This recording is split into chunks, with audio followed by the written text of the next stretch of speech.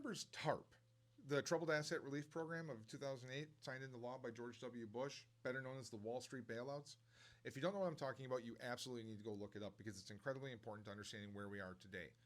But to me, 2008 is a pivot point when our economy flipped and we went from a market based economy where companies, generally speaking, succeeded or failed based on the market with some guardrails, where we rewarded hard work and risk taking, to an economy that became a rent seeking economy where companies succeeded or failed based on their political connections, their political power, their ability to influence regulations and create barriers that allowed them to monopolize certain industries, where we now started sharing all the risks and rewarding the already wealthy.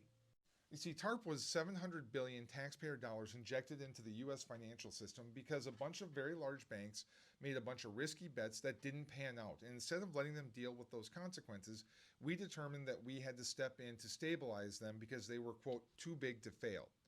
And so we gave them the $700 billion with very few strings attached. We weren't able to restrict their executive compensation. We weren't able to stop them from foreclosing on homes.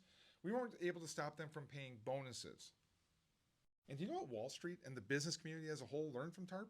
That the prudent business move is to get as big as possible to make sure that your bottom line becomes a matter of national interest, basically ensuring that the U.S. taxpayer will be there to backstop every business decision you ever make, ensuring that your investors never see a loss.